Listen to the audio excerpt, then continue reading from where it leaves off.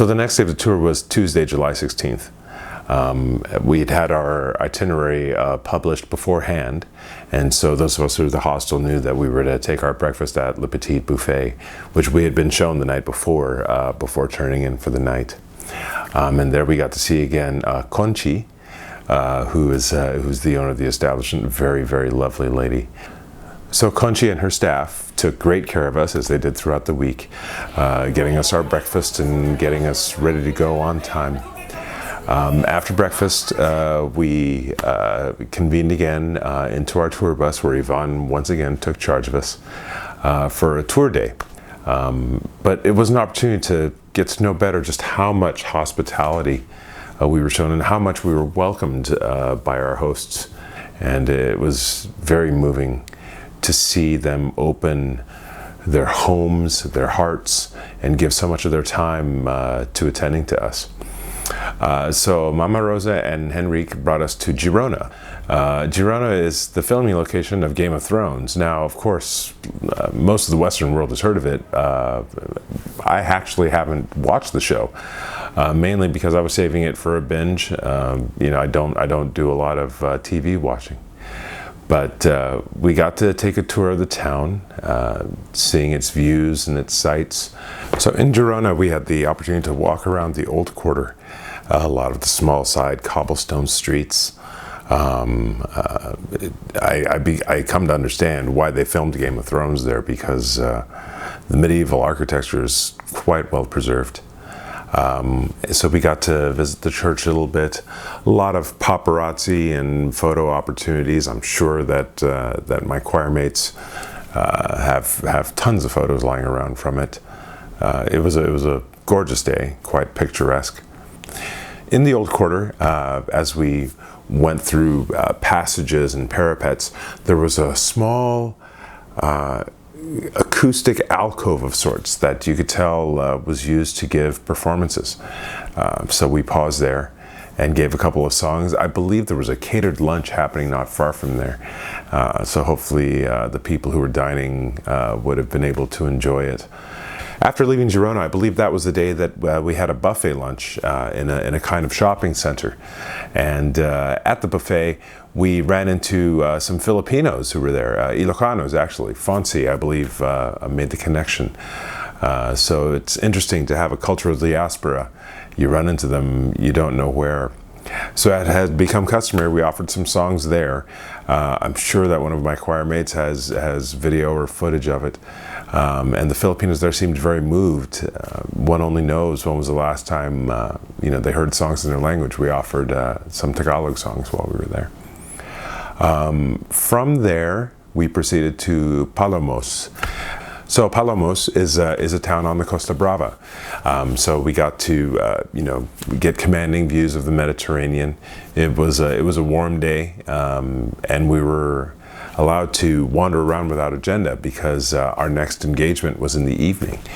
We didn't have tours to go on or a particular timetable. So we were given some liberty time to just wander around. Some folks probably did some shopping, trying to get around siesta time. So interestingly enough, as we were explained, it's something we know about, siesta time, which happens in Spain after lunch. As was explained to me by my pastor, Father Engel, before, the big meal culturally is lunch, particularly where he studied. And his observation was lunch was the family meal, to the point that if you weren't coming home for lunch, you called your mom, and because this was when the family came together.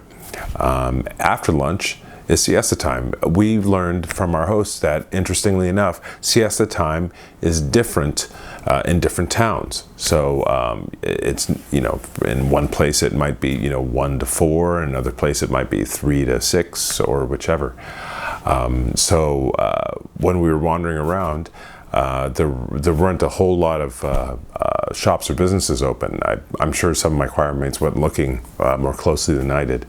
And then we reconvened for the bus to take us back to Puig-reig. Because in Puig-reig that night were Sardanes. Now, Sardanes is an interesting thing. I didn't know what they were. I had seen it in the itinerary. I didn't pay it too much mind or too much heed.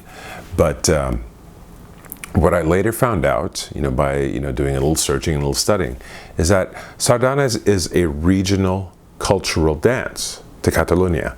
The music is played using instruments which are, some of which are common, but some of which are unique to the area. I noticed a couple of wind instruments that produce a different kind of sound than what I was used to. And Sardanes themselves is a group dance. I don't think that most of us actually understood the significance of Sardanes, just kind of looking at it as just part of the entertainment. But it is danced in a group, some fairly large. I didn't actually do a count, but there are measured steps, and it is a communal dance. It is done together. At some point they invited our choir members to participate, and as they were taught the steps, it was interesting because to an American sensibility,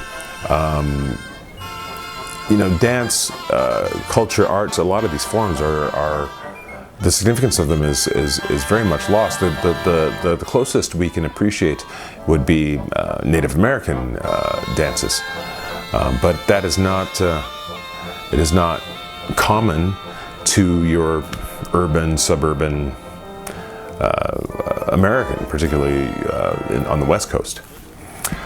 So it struck a little odd to some of my choir mates who were, wanting to, who were just listening to the music and thinking to just free-form it.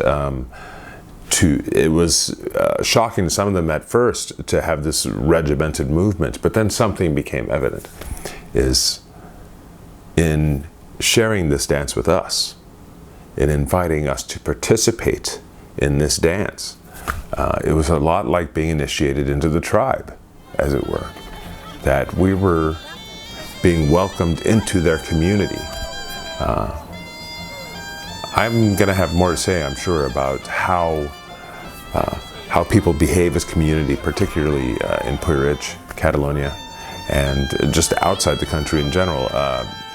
There are certain experiences that you just don't get as a normal tourist. As a normal tourist, you're generally about the sights, taking things off the bucket list, as it were. And not to knock it, but there are things specific to the culture that you just wouldn't get to know or be introduced to unless you had someone who was inviting you into it, or who was explaining it to you, or sharing it with you. But in the end, I think all, if not, most definitely, and perhaps all of us, actually turned out instead of adjourning to our accommodation and just crashing out. But this would prove to be our last full tourist day, as busy as it was.